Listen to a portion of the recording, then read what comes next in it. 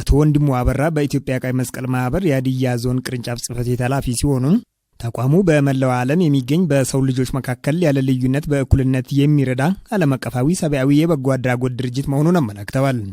ድርጅቱ እንደ ዞንም በተለያዩ አካባቢዎች በሚከሰቱ ድንገተኛ አደጋዎች ፈጥኖ በመድረስ የቁሳቁስና የገንዘብ ድጋፍ ያደርጋል ብለዋል።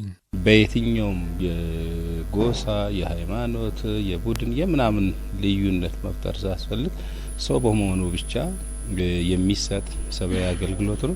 ከነዚህ ሰብአዊ አገልግሎቶች ውስጥ ዋናው ድጋፍ የሚደረግባቸው ዞኑም የሚታወቅባቸው አደጋዎች ለምሳሌ የእሳት ቃጠሎ፣ በርካታ ከሀገር ውስጥና ከሀገር ውጭ ተፈናቅሎ የሚመጡ ሰዎች ለነሱ የማቋቋም ስራዎች፣ በረዶ፣ የእንስሳት ሞት፣ ተፈጥሮ እሳት አደጋ፣ እንደዚህ አይነት አደጋዎችን በተመለከተ ተገቢውንና አቅም የሚችለውን አክል ሁሉ ድጋፍ ይደረጋል።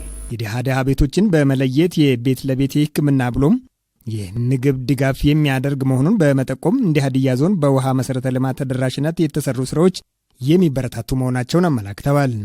አቶ ታምራት አኑሉ የሀዲያ ዞን ዋና አስተዳዳሪ አማካሪም ቀይ መስቀል ሰብአዊነትን መሰረት አድርጎ የሚሰራ ዓለም አቀፋዊ ገለልተኛ ተቋም መሆኑን በመጠቆም የሀገሪቱ ብልጽግና ፓርቲ የሚያከናውናቸውን ሰው ተኮር ስራዎች ከመደገፍ አንጻር ጉልህ አበርክቶ ያለው መሆኑን ገልጸዋል።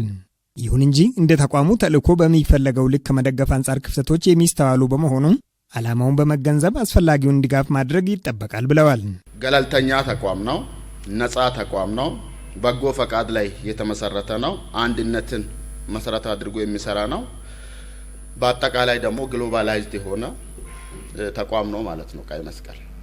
ነገር ግን በምንጠቀምበት ልክ በሚሰጠን አገልግሎት ልክ ምን ያህል ደገፍ ነው፣ ምን ያህል ከጎኑ ሆን፣ ተልእኮውን እንዴት ፈጸምን፣ እንዴት ተቀናጀን የሚለውን ስናይ ይሄንን እንደ መንግስትም እንደ ባለድርሻ አካላትም እንደ ማህበረሰብም መደገፍ ያለብንን ያህል አልደገፍንም የሚለውን እንድንወስድ ያደርጋል ማለት ነው። አቶ አብርሃም መጫ የሀዲያ ዞን ቀይ መስቀል ማህበር ቅርንጫፍ ቦርድ ምክትል ሰብሳቢ በበኩላቸው እንደ ሀዲያ ዞን ተቋሙ ከተቋቋመ ወደ 33 ዓመታትን ያስቆጠረ መሆኑን በመግለጽ ማህበሩ በበጎ አድራጎት ላይ የተመሰረተ የፋይናንስ ምንጩም በአባላት መዋጮ የሚሰራ መሆኑን ተናግረዋል።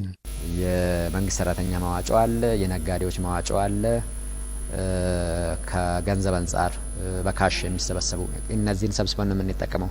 ከዚህ አንጻር ከሞላ ጎደል አርሶ አደር አካባቢ ላይ ያለው ነገር እስከነ ችግሩም ቢሆን የተሻለ ነው። ነጋዴ ማህበረሰብ አካባቢና መንግስት ሰራተኛ አካባቢ ላይ ያለው በጣም ወደ ኋላ የቀረበት ሁኔታ ነው ያለው። ዘዌይ ፎርዋርድ እሱን ጨምረን አቅማችንን ከፍ አድርገን ተደራሽነቱን እያሰፋን የምንሄድ ነው የሚሆነውና በጉልበትም በእውቀትም በጊዜም የምንሰጣቸው አገልግሎቶች አሉ። ከገንዘብ አንጻር ቅድም ያልኩት ነው። ገንዘብ እጅግ በጣም መሰረታዊ ሀብታችን ነው ችግሮችንን ለመቅረፍ። ዛሬም የውይይታችን ማዕከል የሆነው በተለይ ከገንዘብ አንጻር እየተደረገ ያለው ድጋፍ በቂ አይደለም። ከመዋጮ ባለፈ ወረዳዎች፣ ከተማ አስተዳደሮች፣ ዞን በፋይናንስ በየአመቱ እቅድ ይዞ ከመደገፍ አንጻር ክፍተቶች እንደነበሩ አይተናል። እንደ ሀገርም ሆነ እንደ ዞን ማህበሩን በሚፈለገው ከመደገፍ አንጻር ክፍተቶች ያሉበት በመሆኑ ይልቁንም ከታችኛው መዋቅር ጀምሮ ሊሰራበት ይገባል ብለዋል። በመድረኩ የተገኙት የማዕከላዊ ኢትዮጵያ ክልል ቀይ መስቀል ማህበር ኃላፊ ዶክተር ዳንኤል አንጭሶ ቀይ መስቀል ማህበር ከአድሎ የጸዳ ገለልተኛ የበጎ አድራጎት ማህበር መሆኑን ጠቁመው ሰብአዊነትን መሰረት ያደረገ የበጎ አድራጎት ባህል ማሳደግ የሁል ጊዜ የኢትዮጵያዊነት መገለጫ ሊሆን ይገባል ብለዋል።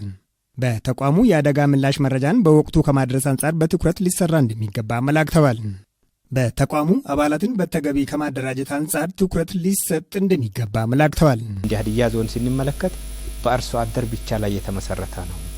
የከተማ አባላት የሌሉበት ነው፣ ነጋዴውም ያልተሳተፈበት ነው የሚል ነገር በመድረኩ ላይ ሲነሳ እንደነበር አይታችኋል። ስለዚህ ይህ መድረክ የከተማን አባላት፣ የነጋዴን አባላት፣ የፔሮል አባላትንና ሌሎችን የማህበሩ አጋር እንዲሆኑ በማድረግ በዞኑ ላይ ለሚከሰቱ ለሰው ሰራሽም ሆነ ለተፈጥሮ አደጋዎች ወቅታዊና ጥረት ያለውን ምላሽ ለመስጠት ያስችል ዘንድ እንደ መነሻ መድረክ የተወሰደ ነው። በመድረኩም የክልሉን ቀይ መስቀል ማህበር ኃላፊ ዶክተር ዳንኤል አንጭሶን ጨምሮ እስከ ታችኛው መዋቅር የሚገኙ የመምሪያ ኃላፊዎችና የወረዳዎች ብሎም የከተማ አስተዳደሮች